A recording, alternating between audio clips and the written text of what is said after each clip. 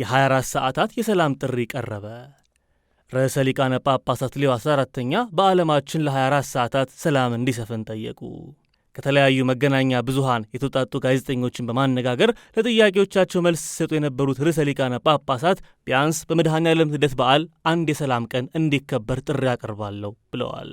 ከተነሱት ሀሳቦች መካከል የዩክሬንና መካከለኛው ምስራቅ የሚገኙበት ሲሆን ሩሲያ በቅርብ ሰዓታት ውስጥ ዩክሬን ላይ በርካታ ወረራዎችን ማካሄዷን ተከትሎ በእነዚህ ቀናት ሩሲያ የገናን ሰላም ስምምነት ውድቅ ማድረጓ እንዳሳዘናቸው ተናግረዋል።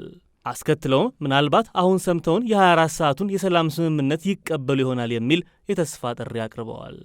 የጋዛን ጉዳይ በተመለከተ ተመሳሳይ ነጥብ ያነሱ ሲሆን ከአንድ ሰዓት በፊት ከደብሩ ካህን ጋር አውርቼ ነበር፣ በአደገኛ ውስጥ ሆነው በዓሉን ለማክበር እየሞከሩ እንደሆነ ነግረውኛል ሲሉ ከጋዛ ከተማ የቅዱስ ቤተሰብ ቤተ ክርስቲያን ቆሞስ አባ ገብርኤል ሮማኔሊ የሰሙትን መረጃ አጋርተዋል።